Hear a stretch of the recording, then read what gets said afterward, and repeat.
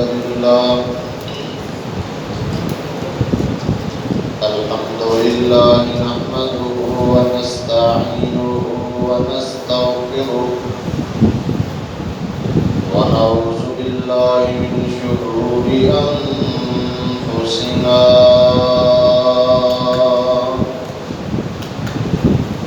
ومن سيئات أعمالنا من يهده الله فلا مضل له ومن يضلله فلا هادي له وأشهد أن لا إله إلا الله وحده لا شريك له وأشهد أن محمدا عبده ورسوله أما بعد فإن خير الحديث كتاب الله وخير الهدي هدي محمد صلى الله عليه وسلم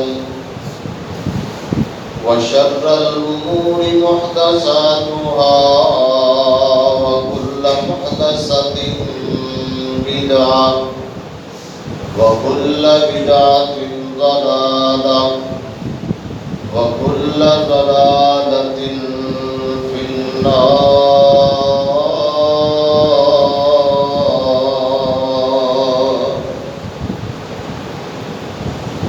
أعوذ بالله السميع العليم من الشيطان الرجيم. بسم الله الرحمن الرحيم. يا أيها الذين آمنوا اتقوا الله حق تقاته ولا تموتن إلا وأنتم مسلمون.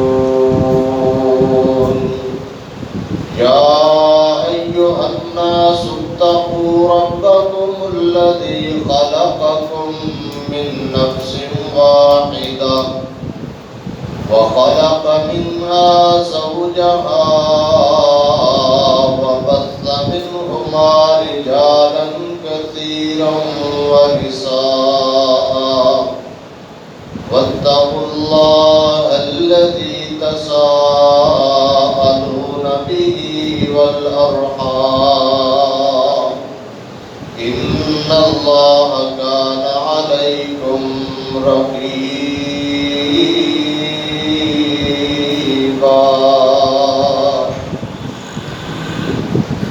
يا أيها الذين آمنوا اتقوا الله وقولوا قولا سديدا يصلح لكم أعمالكم ويغفر لكم ذنوبكم ومن يطع الله ورسوله فقد فاز فوزا عظيما.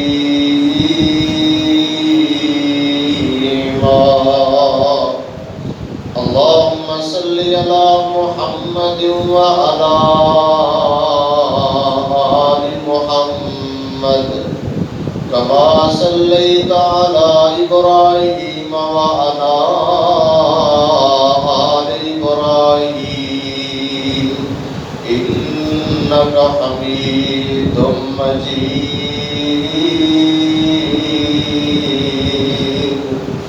اللهم بارك على محمد وعلى آل محمد كما باركت على إبراهيم وعلى آل إبراهيم إنك حميد مجيد.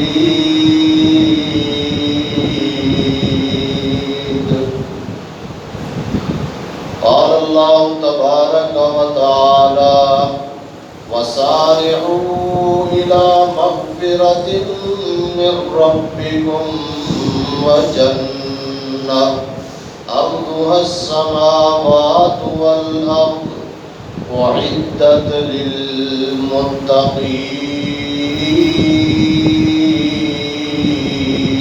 للمتقين رب اشرح لي صدري ويسر لي أمري واحلل عقدة من لساني يفقهوا قولي رب زدني علما رب زدني فهما سبحانك لا علم لنا إلا ما علمتنا إنك أنت العليم الحكيم.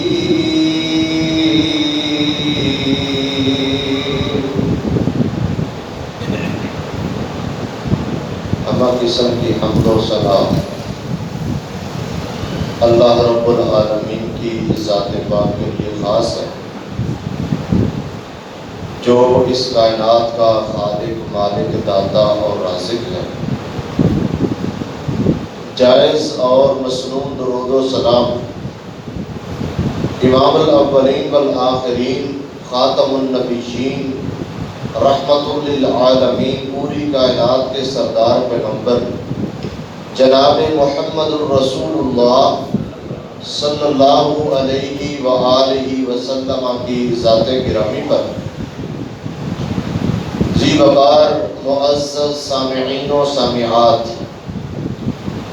اللہ رب العالمین کا بہت بڑا احسان اور شکر ہے، جس رب العالمین کی خاص توفیق اور رحمت کے ساتھ ہم بشرط زندگی چند ایام کے بعد رمضان المبارک کے عظیم الشان مہینے میں داخل ہونے والے ہیں۔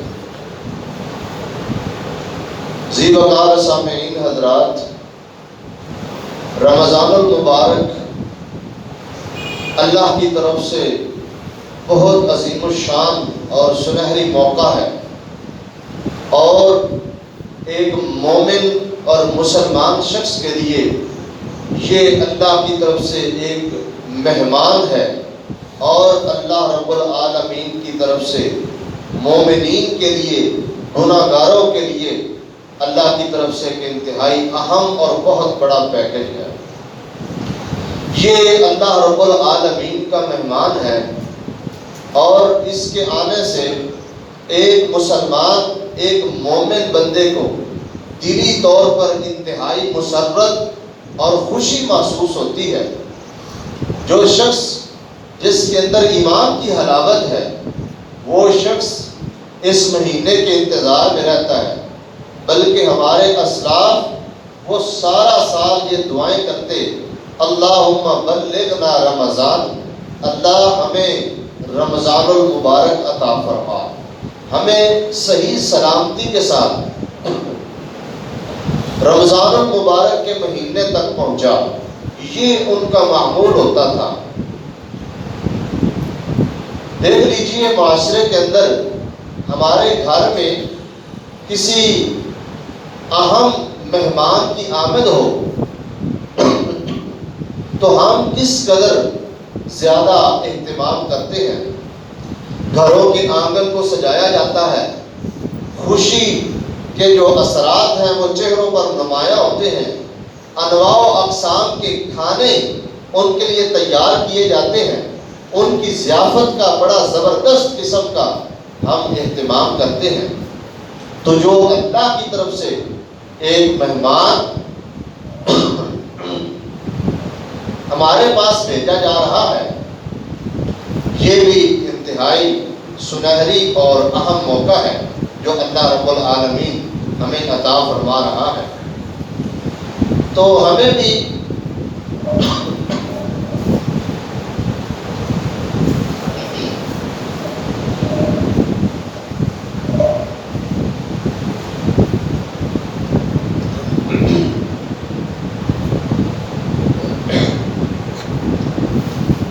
پوری آب و تاب کے ساتھ اس رمضان المبارک کا استقبال کرنا چاہیے اور اس کی آمد پر خوشی محسوس کرنی چاہیے اور اس کے ساتھ ساتھ بھرپور طریقے سے رمضان المبارک کی تیاری اور اس کے لیے اپنے آپ کو تیار رکھنا چاہیے۔ یاد رکھیے رسول اکرم جناب محمد رسول اللہ صلی اللہ علیہ وسلم رمضان المبارک کی آمد سے قبل شعبان کے مہینے میں آپ کا معمول انتہائی زبردست قسم کا ہوتا تھا۔ نبی علیہ الصلوۃ والسلام رمضان المبارک کے علاوہ سب سے زیادہ روزوں کا اہتمام شعبان میں کرتے تھے رمضان کی تیاری کے لیے۔ صحابہ فرماتے ہیں کہ ہم یہ سمجھتے کہ رسول اللہ روزہ نہیں رکھیں گے لیکن آپ لگاتار رکھتے، پھر جب ہم یہ گمان کرتے کہ نبی پاک روزہ نہیں چھوڑیں گے، آپ علیہ السلام روزہ چھوڑ دیتے تھے۔ سیدہ عائشہ رضی اللہ تعالیٰ عنہ فرماتی ہیں کہ میرے علم کے مطابق رسول اللہ صلی اللہ علیہ وسلم نے اگر کسی مہینے کے مکمل روزے رکھے ہیں تو وہ رمضان المبارک ہے، اور میرے علم کے مطابق نبی کریم نے اگر کسی مہینے کا اکثر حصہ روزے رکھے ہیں تو وہ شعبان ہے، جس کے اندر نبی علیہ الصلوۃ والسلام روزوں کا اہتمام کرتے تھے۔ ہمیں بھی چاہیے کہ شعبان کے اندر کچھ نہ کچھ روزے رکھے جائیں تاکہ رمضان کی صحیح طریقے سے ٹریننگ ہو جائے۔ ہاں، اسپیشل رمضان کی آمد کے لیے، اس کے استقبال کے لیے الگ سے روزوں کا اہتمام کرنا یہ خلاف شرع ہے، یہ سنت نہیں ہے، یہ منع ہے۔ نبی علیہ الصلوۃ والسلام نے اس سے منع فرمایا ہے۔ اور اس کے علاوہ جو ہمارے روزے رہ جاتے ہیں ان کی قضائی رمضان کی آمد سے قبل دے دینی چاہیے۔ خصوصاً خواتین کے کئی روزے رہ جاتے ہیں، ان کو خاص طور پر پورے اہتمام کے ساتھ اس مہینے کے اندر اپنے سابقہ روزوں کا جو کام ہے وہ تمام کرنا چاہیے، اپنا سابقہ جو حساب و کتاب ہے روزوں کا اس کو مکمل کرنا چاہیے، کیونکہ جو عبادت انسان کے ذمے ہے، خصوصاً جو روزہ ہے، یہ خواتین کو مخصوص حالات میں چھوڑنے کی رخصت اور اجازت ہوتی ہے، لیکن یہ معاف نہیں ہوتا، اس کی بعد میں قضائی دینا ضروری ہوتی ہے۔ اس لیے اس مہینے کے اندر اہتمام کرنا چاہیے۔ سیدہ عائشہ رضی اللہ تعالی عنہ فرماتی ہیں، صحیح بخاری کی روایت فرماتی ہیں کہ کان یکون علیہ الصیام من رمضان، مجھ پر رمضان المبارک کے کچھ روزے باقی رہ جاتے تھے، فما استطیع ان اقضی الا فی شعبان، میں شعبان کے علاوہ کسی اور مہینے کے اندر اپنے روزوں کی قضائی کی طاقت نہیں رکھتی تھی، مطلب شعبان کے مہینے میں ان روزوں کی قضائی دے دیا کرتی تھی۔ تو اس کے ساتھ ساتھ اپنا سابقہ حساب و کتاب چیک کریں، آیا کہ پچھلے رمضان کے اندر ہم نے مکمل روزے رکھے ہیں؟ اگر کوئی رہ گیا ہے تو پورے سال میں اگر موقع نہیں ملا تو اب روزے رکھ لے، قضائی دے دے جو انسان کے ذمے ہے، تاکہ وہ جو ذمے فرض ہے وہ ادا ہو جائے۔ زندگی کا کیا پتہ، اگر انسان فوت ہو جائے تو وہ فرض اس کے ذمے باقی رہتا ہے۔ تو اس لیے اس مہینے کے اندر خاص طور پر اپنا سابقہ ریکارڈ بھی چیک کرنا چاہیے۔ ہر مسلمان کو، ہر ایک مومن کو اپنا سابقہ حساب و کتاب دیکھنا چاہیے کہ ہمارے ذمے کوئی روزے تو نہیں باقی۔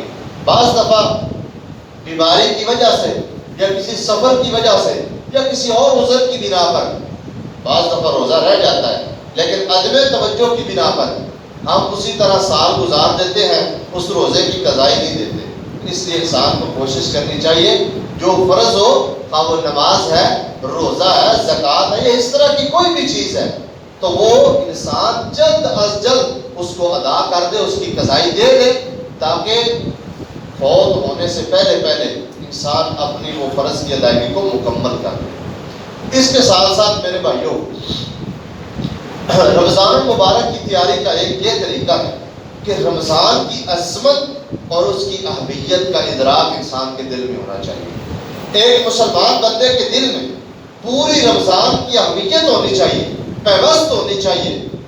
نبی کریم صلی اللہ علیہ وسلم کی ایک بالکل صحیح روایت سنن ابن ماجہ کے اندر موجود ہے، پہلے بھی میں نے آپ کے سامنے بیان کی تھی کہ سیدنا ابو طلحہ رضی اللہ تعالی عنہ نبی کریم صلی اللہ علیہ وسلم کے صحابی ہیں، وہ فرماتے ہیں کہ دو شخص دور دراز کا سفر کر کے رسول اللہ صلی اللہ علیہ وسلم کی خدمت میں حاضر ہوتے ہیں، اور دونوں نبی کریم صلی اللہ علیہ وسلم کے ہاتھ پر مسلمان ہو جاتے ہیں۔ مسلمان ہونے کے بعد ان میں سے ایک شخص انتہائی زیادہ تگ و دو کرنے والا، عبادت میں محنت کرنے والا اور کوشش کرنے والا، اللہ کے راستے میں جہاد اور فی سبیل اللہ لڑائی کرنے کے لیے، اللہ کی رضا کے لیے میدان جہاد میں بھی نکل پڑتا ہے، انتہائی محنتی آدمی ہے، نیکی تقوی میں عبادت میں بہت زیادہ محنت کرتا ہے، وہ شخص معرکت جنگ کے اندر شہید ہو جاتا ہے، اللہ کے راستے میں جان دے دیتا ہے۔ دوسرا شخص اس کے 1 سال بعد فوت ہوتا ہے۔ ابو طلحہ رضی اللہ تعالیٰ فرماتے ہیں مجھے خواب میں یہ دکھائی دیا گیا، میں خواب میں دیکھتا ہوں کہ میں جنت کے دروازے پہ کھڑا ہوں، جنت کے دروازے پہ کھڑا ہوں، وہ شخص بھی جنت کے دروازے پر دونوں آ جاتے ہیں۔ جنت میں سے ایک شخص آتا ہے، آ کر اس بندے کو ساتھ لے کر چلا جاتا ہے جو 1 سال بعد میں فوت ہوا ہے، جو 1 سال پہلے اللہ کے راستے میں جہاد کرتے ہوئے اپنی جان کا نذرانہ پیش کر چکا ہے، وہ شخص وہیں کھڑا ہے، بعد میں فوت ہونے والے شخص کو وہ شخص ساتھ لے کر چلا جاتا ہے، اور پھر اس کے بعد پھر وہ آتا ہے، پھر دوسرے شخص کو لے کر جاتا ہے، اور پھر اعلان ہوتا ہے میرے بارے میں کہ ابھی آپ کی باری نہیں آئی۔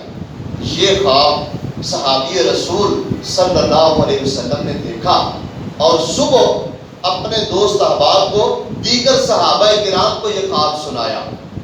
صحابہ کرام کے درمیان چہل گوئیاں شروع ہو گئی، باتیں کرنے لگے کہ یہ کیسا خواب ہے کہ ایک شخص 1 سال قبل فوت ہوتا ہے، بلکہ اللہ کے راستے میں شہید ہوتا ہے، اپنی جان کا نذرانہ پیش کر دیتا ہے، اور وہ جنت میں بعد میں جا رہا ہے، جبکہ 1 سال بعد فوت ہونے والا شخص وہ جنت میں پہلے چلا جاتا ہے۔ ابھی یہ باتیں ہو رہی ہیں، رسول اکرم جناب محمد الرسول اللہ صلی اللہ علیہ وسلم تشریف لاتے ہیں۔ آپ علیہ الصلوۃ والسلام نے جب صحابہ کرام کی یہ چہل گوئیاں اور یہ گفتگو، یہ باتیں سنی، تو آپ علیہ الصلوۃ والسلام نے فرمایا من ای ذالک تعجبون، اس بات سے تعجب ہے، تم کیوں تعجب کرتے اس بات سے؟ تمہیں یہ پتہ نہیں ہے الیس قد مکث ھذا بعدہ سنۃ، کیا یہ شخص جو جنت میں پہلے چلا گیا ہے، کیا یہ اس شخص کے شہید ہونے کے بعد، اللہ کے راستے میں جان دینے کے بعد 1 سال زندہ نہیں رہا؟ یہ شخص 1 سال بعد میں زندہ رہا ہے۔ وَأَدْرَكَ رَمَضَانَ فَصَامَ وَصَلَّى كَذَا وَكَذَا، نبی کریم صلی اللہ علیہ وسلم نے فرمایا یہ شخص بعد میں جو فوت ہونے والا ہے، یہ 1 سال بعد میں زندہ رہا، اللہ نے اس کی زندگی میں رمضان دوبارہ اس کو دکھایا، اور اس نے رمضان کو پایا، رمضان کے روزے رکھے اور نمازیں ادا کی۔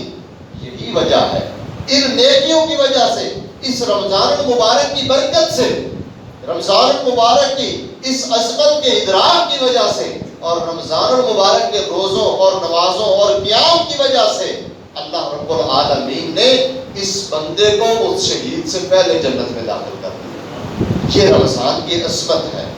یہ پورا ادراک ہر ایک مسلمان، ہر ایک مومن مرد اور عورت کے دل میں ہونا چاہیے کہ رمضان آ رہا ہے، یہ کس قدر اہم اور کتنا اللہ کے ہاں معزز اور اللہ رب العالمین کے نزدیک کتنی اہمیت والا اور کس قدر شان و قدر و منزلت والا مہینہ ہے۔ تو اللہ اگر یہ زندگی میں نصیب فرما رہا ہے تو اس کی قدر کرنی چاہیے، اس کا ادراک انسان کے دل میں ہونا چاہیے۔ اور پھر رمضان المبارک یہ اللہ کی طرف سے ایک بہت بڑی نعمت ہے، اس نعمت کا شکریہ اللہ کے حضور ادا کرنا ضروری ہے۔ یاد رکھیے اللہ تعالیٰ کے انعامات پر شکر ادا کرنا یہ فرض ہے، یہ ضروری ہے۔ اگر کوئی شخص اللہ کی طرف سے جو انعامات ہوتے ہیں، اللہ کی طرف سے جو نعمتیں ہوتی ہیں، اگر کوئی بندہ ان کا شکریہ ادا نہیں کرتا تو اللہ تعالیٰ اپنی نعمتیں واپس چھین لیتا ہے۔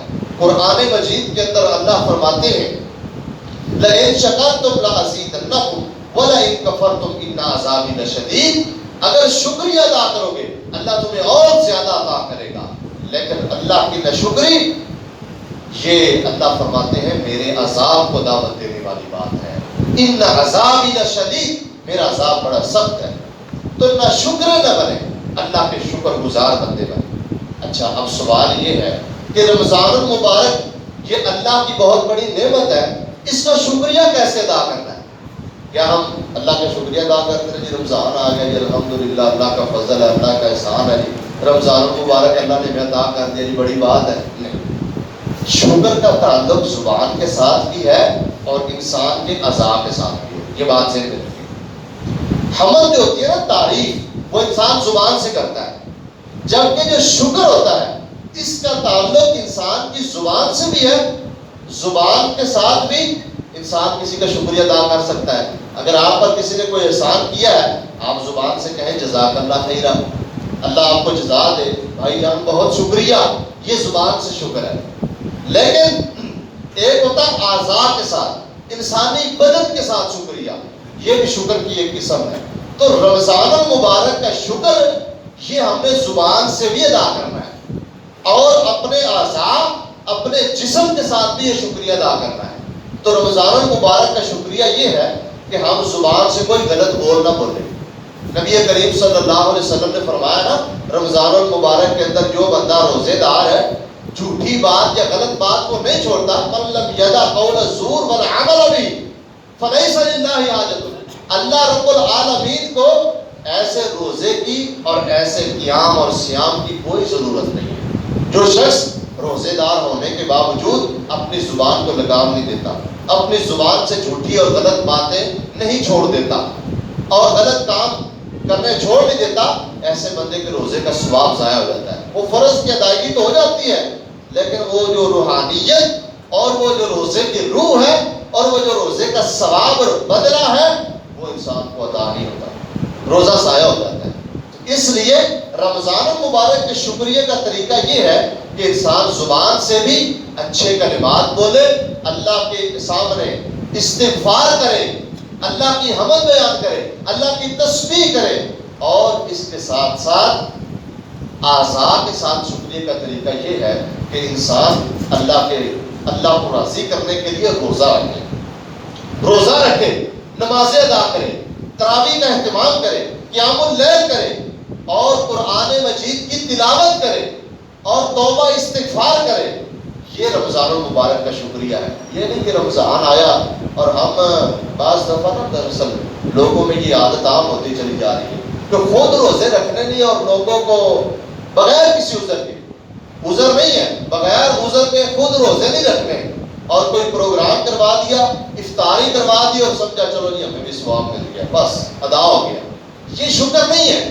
شکر یہ ہے کہ آپ زبان سے بھی شکر ادا کریں اور خود بھی روزوں کا اہتمام کریں، روزے رکھیں، اور اس کے ساتھ ساتھ اس رمضان کے اندر جس کی راتیں اللہ کو بہت زیادہ محبوب ہیں، جن کی راتوں میں ایک رات ایسی بھی ہے جس کی 1000 سال 1000 مہینوں سے اس کی عبادت جو ہے نا وہ 1000 مہینوں پر بھاری اور حاوی ہے، زیادہ بہتر ہے، وہ اس رمضان المبارک کے اندر موجود ہے، اس کا اہتمام کریں۔ تو یہ ضروری ہے رمضان المبارک کا شکریہ ادا کیا جائے۔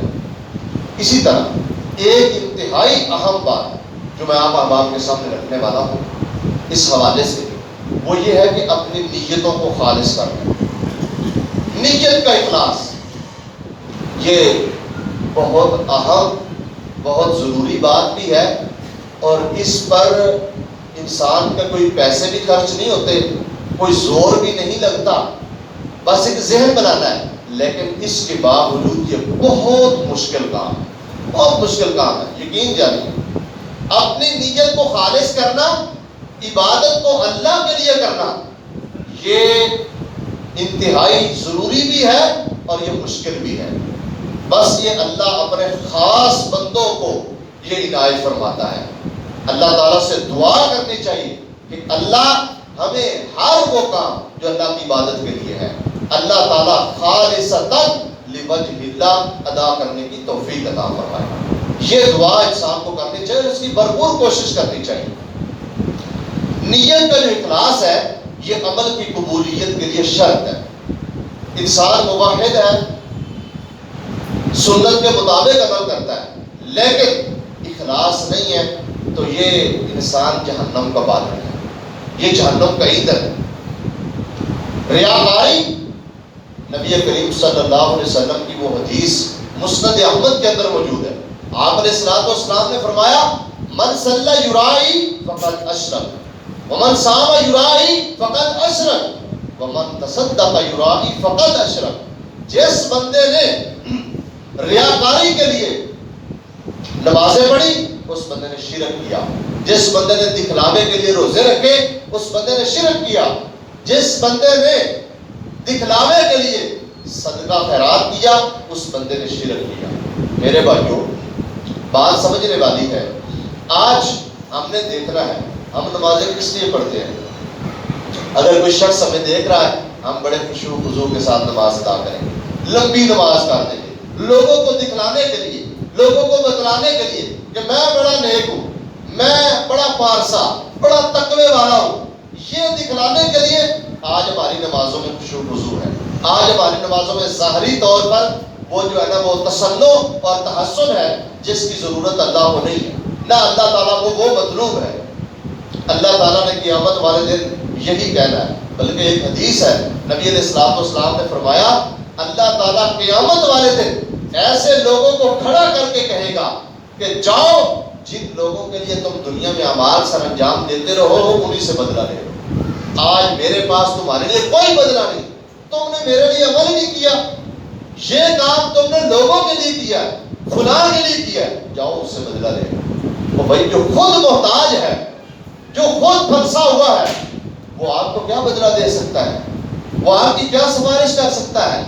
تو اس لیے لوگوں کو دکھلانے کے لیے نہیں، اللہ کو راضی کرنے کے لیے روزہ رکھیں، اللہ کو راضی کرنے کے لیے نماز پڑھیں، اللہ کو راضی کرنے کے لیے جو وہ سارے کام کریں، ساری عبادات کو سر انجام دیں۔ روزہ ایک ایسی عبادت ہے جو انسان کے دل کے ساتھ تعلق رکھتا ہے۔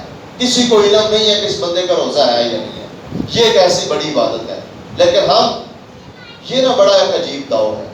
شیطان جو ہے وہ انسان کو ہر موڑ پر گمراہ کرنے کی کوشش کرتا ہے۔ پہلی بات تو یہ ہے کہ وہ کسی بندے کو نیکی کرنے نہیں دیتا، نیکی سے روکتا ہے، روڑے اٹکاتا ہے، انسان کو نیکی سے دور کرتا ہے۔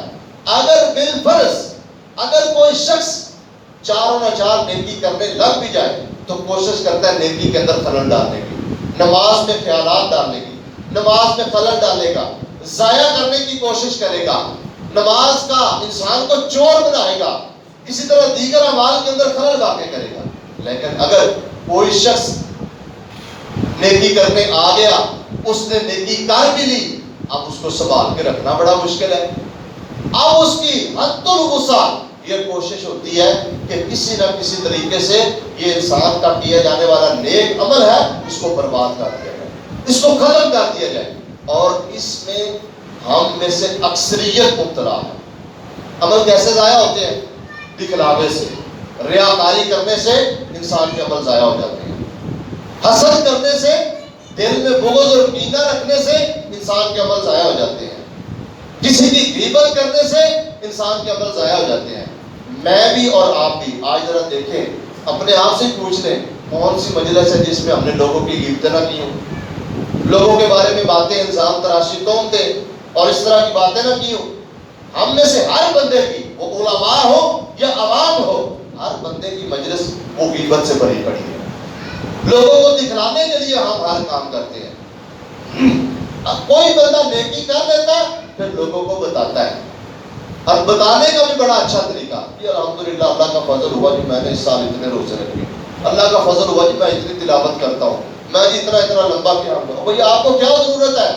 آپ نے لوگوں کو بتانے کے لیے کیا، اللہ کو بتانے کے لیے، اللہ کو بتائیں، اور اللہ کو بتانے کی ضرورت نہیں ہے۔ اللہ تعالیٰ کو پتہ ہے، یہ نیت ہے، یہ دل کا معاملہ ہے، دلوں کے راز اور پھیر اللہ رب العالمین خوب جاننے والا ہے۔ یہ اللہ کو پتا ہے. اگر کوئی شخص ریاکاری کے لیے یہ کام کرتا ہے تو اس کو جہنم کے لیے تیار ہو جانا چاہیے. نبی کریم صلی اللہ علیہ وسلم کی وہ صحیح مسلم کی روایت, آپ حیران ہوں گے, سیدنا ابو ہریرہ رضی اللہ عنہ حدیث بیان کرنے لگتے ہیں, غش کھا کر گر جاتے ہیں, بے ہوش ہو جاتے ہیں, پھر ہوش آتا ہے, پھر حدیث بیان کرنے لگتے ہیں, پھر گر جاتے ہیں, پھر ہوش آیا, حدیث بیان کرنے لگے ہیں, پھر غش کھا کر گر پڑے ہیں, بے ہوش ہو جاتے ہیں. صحابی رسول ہے, حدیث کا بہت بڑا ذخیرہ اللہ نے عطا کیا ہے, اللہ کے پیغمبر کی بہت ساری روایات کے راوی اور بیان کرنے والے ہیں, لیکن گر جاتے ہیں. لوگوں نے پوچھا کہ کیا معاملہ ہے, کون سی حدیث ہے؟ انہوں نے کہا جو روایت میں بیان کرنے والا ہوں وہ روایت اس قدر عظیم اور ایسی عظیم باتیں اور وہ انتہائی شدید ہے, اور اس میں مجھے خطرہ لگتا ہے کہ اللہ کہیں میرے اعمال بھی ضائع نہ کر. وہ روایت مشہور آپ لوگوں نے سنی ہوئی ہے, قیامت والے دن سب سے پہلے جہنم کو 3 لوگوں سے بھڑکایا جائے گا. 3 قسم کے لوگ جو ہے نا وہ جہنم کا ایندھن بنیں گے. ایک عالم اور قاری جو صرف دکھلاوے کے لیے سارے کام کرتا ہے, نمازیں پڑھاتا ہے دکھلاوے کے لیے, اچھی قرات اور تلاوت کرتا ہے لوگوں کو بتانے کے لیے. عالم وہ ساری زندگی اس نے دین کی خدمت میں گنوا دی ہے, صرف لوگوں کو یہ بتانے کے لیے کہ لوگ مجھے کہیں گے بڑا عالم ہے, بہت بڑا علامہ ہے, بس صرف یہ بات کریں گے. اور دوسرا بندہ سخی ہے, بڑے صدقے خیرات, بڑا مال لٹاتا ہے, بڑا خرچ کرتا ہے. کس لیے؟ لوگ میری عزت کریں گے, لوگ مجھے چودھری صاحب کہیں گے, لوگ مجھے جناب بڑا احترام دیں گے, صرف اس لیے. اور تیسرا وہ بندہ جو میدان جہاد میں اللہ کے راستے میں جان دیتا ہے, لیکن کس لیے؟ لوگ مجھے بہت بڑا غازی اور جہاد مجاہد کہیں گے. آج ایسے ہی ہے, یہ ہمارے جو فوجی نوجوان ہیں جو اللہ کے راستے میں جانے دیتے ہیں بارڈروں پر, اللہ تعالیٰ جانتا ہے ان کی نیت کیا ہوتی ہے, لیکن جگہ جگہ پر ان کے بورڈ لگ جاتے ہیں, ان کے برا صاحب بورڈ لگوا دیتے ہیں. صرف کس لیے؟ لوگ دیکھیں جی فلاں کا بیٹا, فلاں کا بھائی, فلاں کا رشتہ دار جناب وہ بڑا, اس نے جناب فلاں کارنامہ سر انجام دیا اور اس میں شہید ہو گیا. یہ سب کام ریاکاری کے زمرے میں آتے ہیں. ان سے بچنا انتہائی ضروری ہے, اس سے بڑی کوئی اور بات نہیں ہے. یہ بہت بڑے کام ہے, بہت نیکی کے کام ہے. اگر آپ اندازہ کریں تو جہاد یہ چھوٹا کام نہیں ہے. اللہ کے راستے میں جان دیتا ہے, اللہ تعالیٰ ڈائریکٹ جنت کا, اس بندے کا جنازہ پڑھنے کی ضرورت نہیں ہے. جو بندہ اللہ کے راستے میں جان دے رہا ہے, شہید ہے, اس کے جنازے کی ضرورت نہیں ہے, اس کو غسل کی ضرورت بھی نہیں ہے, بس دفنا دو. قیامت والے دن وہ رگوں سے خون بہتا ہوا اللہ کی بارگاہ میں پیش ہوگا, اسی طرح اللہ کی بارگاہ میں اٹھایا جائے گا. لیکن اگر نیت بگڑ گئی تو اللہ کے پاس کچھ بھی نہیں. اللہ نے قیامت والے دن کہہ رہا ہے کہ تم نے یہ کام اس لیے کیے, آج تمہارے لیے میرے پاس کچھ بھی نہیں ہے, ان کو پکڑو اور گھسیٹ کر جہنم میں پھینکو. اس لیے اپنی نیتوں کو خالص کریں. نیت اگر خالص ہو, چھوٹا سا عمل بھی اللہ کے ہاں احد پہاڑ کے برابر ہو جاتا ہے. نبی علیہ السلام نے فرمایا نا, ایک بندہ صرف اللہ کو راضی کرنے کے لیے کھجور کا ایک ٹکڑا خرچ کرتا ہے, صرف کھجور کا ایک ٹکڑا, معمولی سی چیز, اللہ کو راضی کرنے کے لیے خرچ کرتا ہے. اللہ اس کو ایسے پالتا ہے, ایسے اللہ تعالیٰ اس کی پرورش کرتا ہے. اللہ کے ہاں اس کی تربیت اس طرح کی جاتی ہے جس طرح ہم میں سے کوئی بندہ اپنے گھوڑے کے بچے کی پرورش کر کے نا اس کو تیار کرتا ہے نا, کما یربی احدکم فلوہ, اللہ تعالیٰ اس طرح اس کی تربیت کرتا ہے, اس کو پالتا ہے. قیامت والے دن وہ بڑے بڑے پہاڑوں کی مانند انسان کو وہ نیکی نظر آئے. یہ اخلاص ہے, اخلاص ہے. زبان سے ایک قول بولا, زندگی کے سارے گناہوں پر بھاری ہو جائے گا. اگر اخلاص ہے تو اخلاص یہ اللہ سے مانگے, یہ ضروری ہے, یہ میرے لیے بھی ضروری ہے, آپ لوگوں کے لیے بھی ضروری ہے. اگر میرے بھائی اخلاص نہیں ہے تو پھر یاد رکھیے اللہ کے پاس ہمارے لیے کچھ نہیں ہوگا, وہی پھر جہنم ہے جس سے رسول اللہ صلی اللہ علیہ وسلم ڈرایا. ایک دن صحابہ کرام دجال کا ذکر کر رہے ہیں, مجلس لگی ہوئی ہے, دجال کا تذکرہ کر رہے ہیں.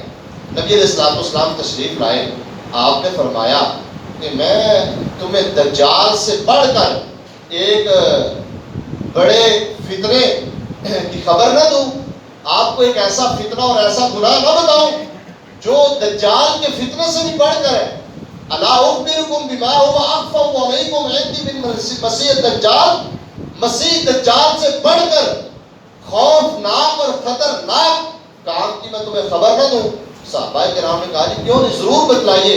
آپ علیہ الصلوۃ والسلام نے فرمایا الشرک الخفی، مخفی شرک، شرک اصغر، یہ دجال مسیح کے فتنے سے بڑھ کر فتنہ ہے۔ اور یہ کیا ہوتا ہے؟ آپ نے اس کی تشریح فرمائی ہے، ذرا غور سے سنیں۔ الشرک الخفیش کی نبی پاک نے کیا تشریح فرمائی؟ آپ فرماتے ہیں ان یقوم الرجل یصلی فیزین صلاتہ لما جرى من نظر رجل، ایک بندہ، آپ نے فرمایا کہ شرک خفی کسے کہتے ہیں؟ ایک بندہ کھڑا ہوتا ہے، یصلی، وہ نماز پڑھتا ہے، فیزین صلاتہ، اپنی نماز کو خوبصورت بناتا ہے، اپنی نماز کو مزین کرتا ہے، خوبصورت نماز پڑھتا ہے۔ کیوں؟ لما یرا من نظر رجل، کیوں؟ دو چار بندے مسجد میں بیٹھے ہوئے دیکھ رہے ہیں، اس لیے خوبصورت نماز پڑھ رہا ہے۔ بندہ مجھے دیکھ رہا ہے، میں نے اچھی نماز پڑھنی ہے۔ کہیں بندہ یہ نہ کہے کہ یار تجھے نماز نہیں پڑھنی آتی، یا تو نماز ہی نہیں صحیح پڑھتا، یہ دل میں خیال آیا تو یہ اللہ کے ساتھ شرک ہو گیا۔ کیوں اللہ کے ساتھ شرک اس لیے ہوا کہ ہر عبادت اللہ کے لائق ہے، صرف اللہ کے لیے دی جاتی ہے، اور یہ نئے کام اللہ کے لیے نہیں کر رہا بلکہ لوگوں کے لیے کر رہا ہے۔ تو اللہ کی ذات کو چھوڑ کر غیر کو اس میں شریک کر دیا تو یہ شرک ہو گیا، یہ شرک اصغر ہے، یہ اعمال کو تباہ و برباد کر دیتا ہے، ختم کر دیتا ہے۔ اس لیے یہ انتہائی اہم گزارش ہے کہ اپنی نیتوں کو خالص کر لیں۔ رمضان آ رہا ہے، جتنے بھی نئے کام کرنے ہیں، روزے رکھنے ہیں، رات کو قیام کرنا ہے، قرآن مجید کی تلاوت کرنی ہے، لوگوں کی افطاری کروانی ہے، غریبوں یتیموں مسکینوں کے ساتھ تعامل کرنا ہے، لوگوں کو جو ہے نا کھانے کھلانے ہیں، سحری افطاری کا انتظام کرنا ہے، دیگر جتنے بھی نیک اعمال ہیں سارے کے سارے ان کے لیے ابھی سے تجدید نیت کر لیں کہ ہم نے صرف اللہ کی رضا کے لیے کرنا ہے۔ کوئی ہمیں دیکھے نہ دیکھے، کسی کی تعریف کی ہمیں ضرورت نہیں ہے، کسی کی شاباش کی ہمیں ضرورت نہیں ہے۔ نیکی کے کام پر شاباش کی امید دنیا والوں سے نہیں رکھنی چاہیے، نیکی پر شاباش کی امید صرف اللہ سے رکھیں۔ بس جو اللہ شاباش حقیقی دے سکتا ہے، کوئی بندہ نیکی کا بدلہ دنیا میں بھی نہیں دے سکتا، نیکی کا بدلہ صرف اللہ کی ذات دے سکتی ہے۔ اس لیے اللہ سے امید رکھیں، چھوٹا کام ہے بڑا کام ہے، اللہ کا شکر ادا کریں، اخلاص کے ساتھ کریں، تکبر میں نہ آئے، اپنے آپ کو بڑا نہ سمجھیں، یہ نہ سمجھے کہ یہ کام بس میری ہمت ہے میں نے کر لیا، نہیں، یہ اللہ کی توفیق سے میں نے کیا ہے، اللہ کی رحمت سے میں نے کیا ہے، یہ اللہ کے خاص فضل و کرم سے میں نے کیا ہے۔ اگر اللہ مجھے توفیق نہ دیتا، کتنے ایسے کام ہیں ہر شخص ان کو کر سکتا ہے لیکن اللہ اپنے خاص بندوں کو اس کی توفیق عطا کرتا ہے۔ کتنے ایسے مالدار ہیں، کتنے ایسے مال والے لوگ ہیں، ہر بندہ اللہ کے راستے میں خرچ نہیں کرتا، خرچ وہی کرتا ہے جس کو اللہ توفیق عطا کرتا ہے۔ تو یہ کام ہماری اپنی بساط سے نہیں ہے، یہ ہماری اپنی جو ہے وہ کوشش اور محنت ٹھیک ہے ہوتی ہے انسان کی، لیکن اللہ کی توفیق۔ اصل بات یہ ہے اللہ توفیق عطا کرتا ہے تو انسان کوشش کرتا ہے۔ اسی طرح رمضان ہے، اس میں انسان قولی عبادات بھی کرتا ہے، بدنی عبادات بھی کرتا ہے، زبان سے بھی باتیں کرتا ہے، اپنے بدن سے بھی باتیں کرتا ہے، اور مالی عبادات بھی کرتا ہے۔ تو ان سب کا مقصد صرف اور صرف اللہ کی رضا ہو تو انشاءاللہ تعالی انشاءاللہ جو بندہ پھر من صام رمضان ایمانا و احتسابا غفر له ما تقدم من ذنبه، جو بندہ صرف ایمان اور نیکی کی نیت سے یہ سارے کام ثواب کی نیت سے کرتا ہے، اللہ کی رضا کے لیے کرتا ہے، غفر له ما تقدم من ذنبه، اللہ اس کے سابقہ تمام گناہ معاف فرما دے۔ اس لیے اپنی نیتوں کی تجدید کریں، خالص اللہ کے لیے ہر کام کریں، جو بھی کام کریں اللہ کی توفیق سے ہوتا ہے، اللہ کی توفیق مانگیں، اللہ کا شکر ادا کریں، اور اپنے جو ہے نا وہ ایمان کی تجدید کریں۔ اس کے ساتھ ساتھ ایک اہم بات، سابقہ گناہوں سے توبہ کریں۔ سابقہ جتنے گناہ ہو گئے ہیں اللہ کے حضور توبہ کریں۔ قرآن پاک میں اللہ نے فرمایا قل یا عبادی الذین اسرفوا علی انفسہم ولا لا تقنطوا من رحمت اللہ، جتنا مرضی بڑا گنہگار ہے اللہ نے ان کو کیا کہا؟ میرے بندے، کیا کہا اللہ نے؟ میرے یا عبادی، اے میرے بندو، وہ بندے اسرفوا علی انفسہم، جنہوں نے اپنے آپ پر ظلم کیا، میری رحمت سے دور ہو گئے، انہوں نے میری نافرمانی کی، گناہ کیے، اپنی جانوں پر ظلم کیا۔ اللہ فرماتے ہیں لا تقنطوا من رحمت اللہ، اللہ کی رحمت سے مایوس اور نا امید نہیں ہو۔ یہ نہیں کہنا کہ میرے بڑے گناہ ہو گئے، میں نے تو اتنے رمضان روزے رکھے نہیں ہیں، میں نے تو اتنی نمازیں پڑھی نہیں ہیں، میں کون سا نیک ہوں، میں نے قرآن پاک کھول کر نہیں دیکھا، میں کبھی مسجد میں نہیں گیا، میں نے داڑھی نہیں دیکھی، میں نے یہ نہیں کیا، میں نے وہ نہیں کیا۔ نہیں میرے بھائیو، اللہ کو صرف آپ کے اخلاص اور آپ کے بلاوے کی ضرورت ہے۔ آپ دل و جان سے اللہ کے در پر آ کر ہلکی سی دستک دیں، اللہ رب العالمین کی رحمت آپ کے استقبال کے لیے کھڑی ہوئی ہے۔ لا تقنطوا من رحمت اللہ، اللہ کی رحمت سے مایوس نہ ہو۔ ان اللہ یغفر الذنوب جميعا، اللہ سارے گناہ معاف کر دیتا ہے، سارے گناہ، جميعا کا معنی سب گناہ اللہ معاف کر دے گا۔ اس لیے سارے گناہوں سے توبہ کر دیں، توبہ کر کے سچے دل کے ساتھ، ایمان کے ساتھ، تجدید عہد کے ساتھ، نیت خالص کرتے ہوئے رمضان المبارک کا احترام اور استقبال کریں، اور اس کے اندر بھرپور نیکی کے کاموں کا جو ہے نا وہ کرنے کا پروگرام بنائیں، اپنے اوقات کو ترتیب دیں، اپنے کاروبار کو ترتیب دیں، اپنے کاموں کی لسٹ بنائیں، ان کو ترتیب بار کریں۔ رمضان المبارک میں اگر کوئی کام تھوڑا کم بھی ہو جائے تو خیر سل ہے، 11 مہینے انسان اپنے پیٹ کے لیے کماتا ہے، کام کریں، لیکن صرف کام کی غرض سے روزے نہ چھوڑیں، روزے نہ چھوڑیں۔ رمضان المبارک کا احترام یہی ہے۔ اللہ تعالیٰ مجھے اور آپ سب کو رمضان المبارک کا پوری آب و تاب کے ساتھ، نیکی تقوی کے ساتھ، اخلاص کے ساتھ احترام اور اہتمام کرنے کی توفیق عطا فرمائے۔ وآخر دعوانا